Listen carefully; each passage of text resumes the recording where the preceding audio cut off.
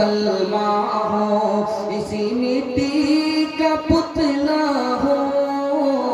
यहाँ अजदाद मिट्टी में मिले ये शान लिख देना। लहू में दौड़ता फिरता रहा मेरे वतन हमदम, लहू से मेरी पेशानी पे हिंदुस्तान लिख देना। लहू से मेरी पेशानी पे हिंदुस्तान लिख देना। सारे जहां से अच्छा हिंदुस्तान हमारा, हम बुलबुले हैं इसकी ये गुलसिता हमारा। सारे जहां से अच्छा मजहब नहीं सिखाता आपस में बैर रखना। हिंदी है हम, वतन है हिंदुस्तान हमारा। सारे जहां से अच्छा। पैगाम निकल गया, आखिरी पैगाम रह गया, 3 मिनट का है। इजाजत लेंगे तो सिखाऊंगा, इजाजत है तो हाथ उठा दीजिए इंशाअल्लाह। ध्यान सुनिएगा, एक तूफान खड़ा है। हर आदमी को मकान बनाने की फिक्र। जिंदगी छोटी है, लेकिन वो प्लान क्या बनाता है? 50 साल का मकान होना चाहिए, 70 साल का मकान होना चाहिए। प्लान इसलिए बना रहा कि पोता उस मकान में रहेगा, नाती उस मकान में रहेगा। अरे भाई, नाती का तो जमाना आएगा, बाप का मकान तोड़ देगा, उसको ये मकान नहीं चाहिए, उस दौर का मकान चाहिए, शीश महल चाहिए। जिंदगी आपकी छोटी और मकान बड़ा। आप नाती और पोता के लिए, जिस दादा ने मकान बनाया था पोता के लिए, आपके पोता तोड़ा कि नहीं तोड़ा? मकान छोटा है, दबा हुआ है, फैसिलिटी नहीं है, फैशन नहीं है, सारा कंडीशन उसमें नहीं आ सकता है, हटा देगा। आप पोता के चक्कर में, आप अपने चक्कर में नहीं है कि हमारी जिंदगी इतनी छोटी हो रही है, कौन सा मकान बनना चाहिए, कौन सा मकान नहीं बनना चाहिए। ध्यान सुनिएगा, आखिरी पैगाम बहुत खूबसूरत, ध्यान सुनिए। 4 मकसद से आदमी मकान बना। पहला मकसद, सब छुपाने की जगह मिल जाए, ये सही है। दूसरा मकसद, गर्मी से सर्दी से बच जाए, ये मकसद भी सही है। तीसरा मकसद, मकान जरा खूबसूरत रहेगा, आंख भी ठंडी होगी, दिल भी खुश होगा, ये मकसद भी सही है।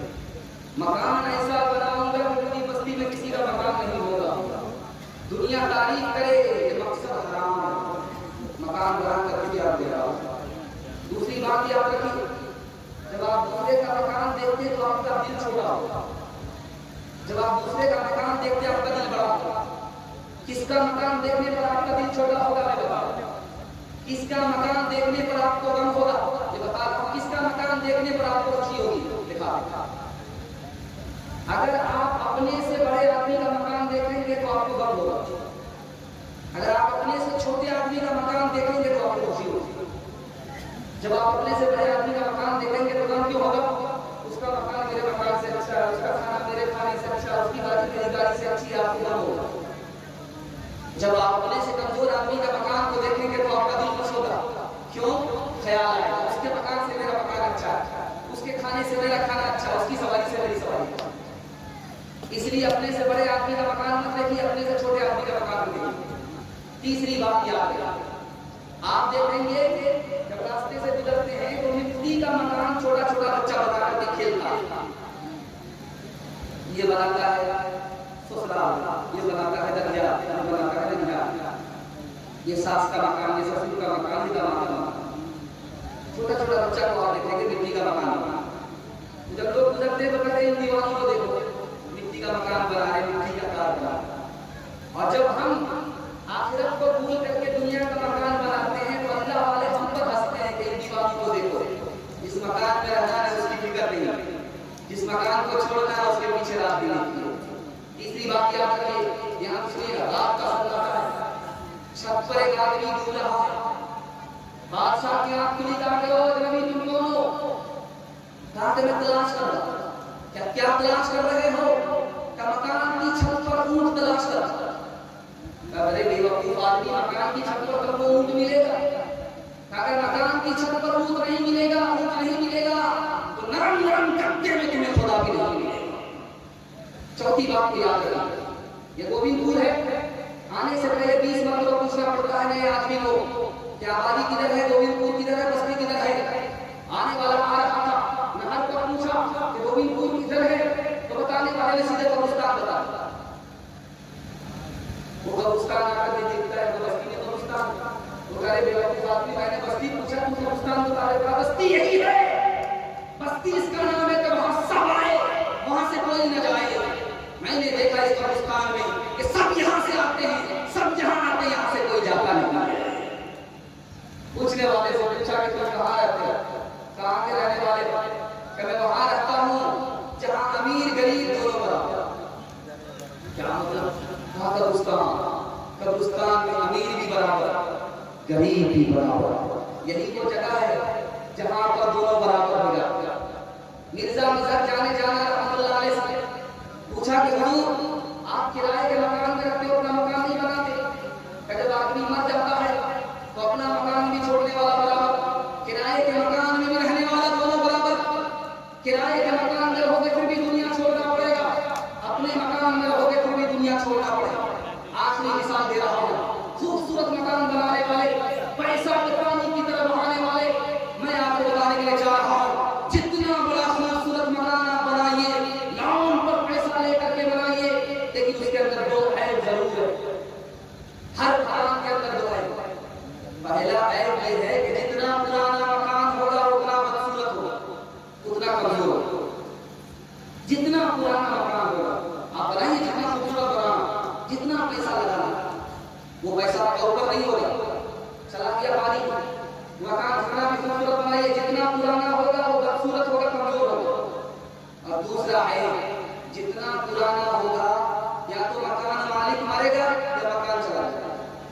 ये दो आए इंशाअल्लाह जन्नत बनाएंगे, दुनिया के पीछे जन्नत को बर्बाद नहीं करेंगे। हाथ उठाइए इंशाअल्लाह।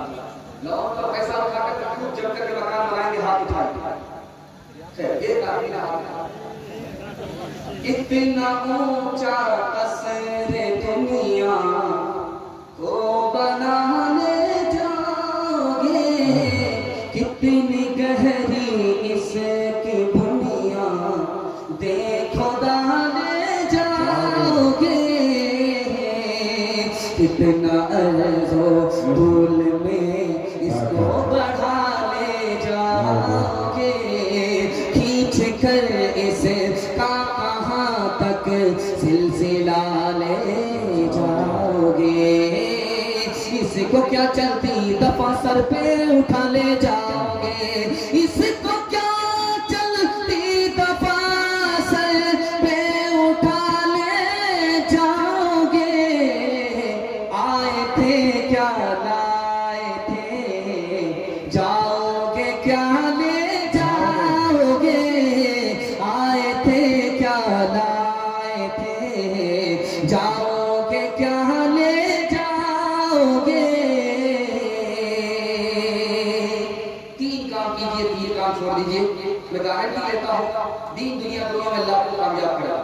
आज जाकर के वादा नहीं, अल्लाह के वादे करेंगे इंशाअल्लाह, रसूलुल्लाह की बात करेंगे इंशाअल्लाह, मखलूक की खिदमत करेंगे इंशाअल्लाह। तीन काम छोड़ दीजिए, आपके घर में